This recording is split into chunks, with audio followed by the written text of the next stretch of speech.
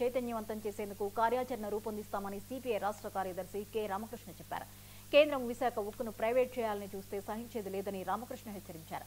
రాష్ట్రంలో ఎక్కడా యూరియా కొరత లేదని చెబుతున్న ముఖ్యమంత్రి ధరలు పెంచి అమ్ముతుంటే ఎందుకు చర్యలు తీసుకోలేకపోతున్నారంటున్న సిపిఐ రామకృష్ణతో మా Visakha regional coordinator Kiran face to face.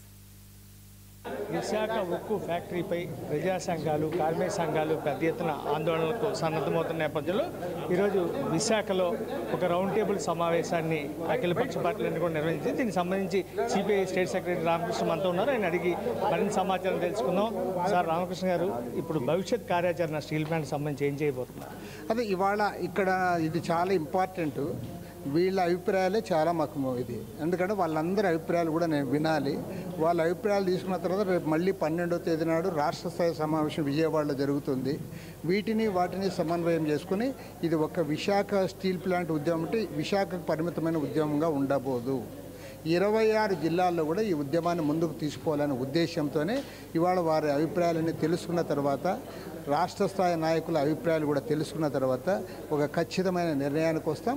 ఈసారి భవిష్యత్తులో మీరే చూస్తారు, పెద్ద ఉద్యమానికి మేము శ్రీకారం చుట్టబోతున్నాం. బీజేపీ మాధవేమో కార్మిక సంఘాలు అలాగే కార్మిక నేతలు అలాగే అఖిలపక్ష పార్టీలన్నీ కూడా ఆరోపణలు చేస్తున్నాయి, దుష్ప్రచారం చేస్తున్నాయి. స్టీల్ ప్లాంట్ వ్యవహారంలో మేమైతే ఒకే స్టాండ్ మీద ఉన్నామని చెప్తున్న పరిస్థితి, దీనికి ఏమంటారు? ఆయన ఒక స్టాండ్ మీద లేడు, మేము ఒకే స్టాండ్ మీద మేమైతే ఉన్నాం. అదేమంటే మా first and foremost priority Visakha స్టీల్ని కాపాడింది. ఈ పిల్ల మాధవ్ ఆయన కాపాడేది ఏముండదు. ఆయన మా పైన స్టేట్మెంట్లు ఇచ్చేకి పెట్టినారు తప్పితే ఆయన పోయి మోడీ గారితో మాట్లాడేది ఉండదు, వాళ్ళని ఒప్పించేది ఉండదు. వాళ్ళకి ఏమి కాదు. ఏమైనా చేస్తే చంద్రబాబు నాయుడు గారు చేయాలి. చంద్రబాబు నాయుడు గారు కూడా ఇవాళ లొంగిపోతూ ఉన్నాడు. నరేంద్ర మోడీ దగ్గర మాట్లాడే పరిస్థితులు లేడు. కాబట్టి మేము ఇవాళ ఉద్యమానికి శ్రీకారం చుడతా ఉన్నాం. నేను ఒకటి మాత్రం స్పష్టంగా పదే చెప్తా ఉన్నాను, ఎవరైతే అధికారంలో ఉన్నారో రాష్ట్రంలో వారు విశాఖ స్టీల్ ప్లాంట్ ప్రైవేటీకరణ జరిగితే అధికారంలో ఉన్నవారు చరిత్రహీనులుగా మిగిలిపోతారు. తెలుగు జాతి ఏనాటికి వారిని క్షమించదని కూడా నేను చెప్పదలుచుకున్నాను. తర్వాత రాష్ట్రంలో ఎరువుల కొరత మీద మీరు పెద్ద ఎత్తున ఆందోళన వ్యక్తం చేస్తున్నారు. చంద్రబాబు నాయుడు నేను చూసుకున్నట్టు ఎరువులన్నీ కూడా స్పష్టంగా ఉన్నాయి, డిఏపి ఎక్కడా లోటు లేదని చెప్తున్నారు. దీనికి ఏమంటారు? రేపు 8వ తారీఖున కూడా మీరు పెద్ద ఎత్తున ఆందోళన సిద్ధమవుతున్నారు. ఏంటి పరిస్థితి? నిజంగా ఎరువులు అంత సక్రమంగా ప్రజలకు అందజేస్తే 266 రూపాయలు అమ్మాల్సిన యూరియా 500 రూపాయలు బ్లాక్లో అమ్మితే ఏం చేశాడు? నువ్వు ఏమన్నా పట్టుకున్నావా? కేసు పెట్టావా? ఒకరినేమన్నా జైల్లో పెట్టావా? నువ్వు పెద్ద ఐపీఎస్ ఆఫీసర్ని తీసుకుని పోయి జైల్లో పెట్టావు కదా. మరి ఇవాళ స్పష్టంగా ఆయన అన్ని జిల్లాల్లో బ్లాక్ మార్కెటింగ్ జరుగుతూ ఉంది. ఒక సంచికి 150 రూపాయల నుంచి 300 రూపాయల వరకు ఎక్కువ మీద వాళ్ళు కొనే పరిస్థితి తెచ్చావు. ఎక్కడ నో యాక్షన్. మేము కూడా స్వయంగా చంద్రబాబు గారిని కలిసి చెప్పాం.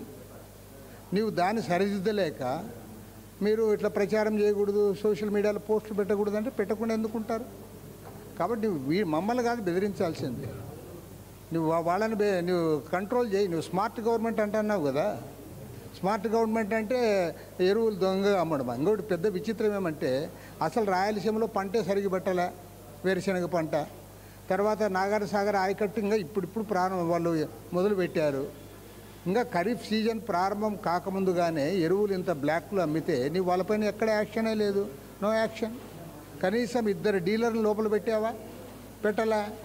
నీవు చేయాల్సిన పని చేయకుండా స్మార్ట్ గవర్నమెంటు సుపరిపాలన బ్రహ్మాండంగా ఉంది, ఎవరు మాట్లాడకూడదంటే 100% మాట్లాడతాం. నువ్వు కేసు పెట్టే మాట్లాడతాం. ఇది ప్రస్తుతం మనం చూస్తే ఏదైతే స్టీల్ ప్లాంట్కి సంబంధించి ఖచ్చితంగా 26 జిల్లాలకు సంబంధించి ఆంధ్రప్రదేశ్ ఉన్నటువంటి అన్ని చోట్ల కూడా పెద్ద ఎత్తున ఉద్యమాన్ని తీసుకొస్తామని చెప్పి ఖచ్చితంగా స్టీల్ ప్లాంట్ ప్రైవేటీకరణను అడ్డుకునే దిశగా పోరాటం చేస్తామని చెప్పి అఖిలపక్ష పార్టీలన్నింటితో కూడా ఈ నెల 12వ తేదీన విజయవాడలో మరోసారి రౌండ్ టేబుల్ సమావేశాన్ని నిర్వహించి ఖచ్చితంగా స్టీల్ ప్లాంట్ను కాపాడుకుంటామని చెప్పి రామకృష్ణ చెప్తున్న పరిస్థితి. Cameraman Rajasekhar Kumar, 99 TV, Vizag.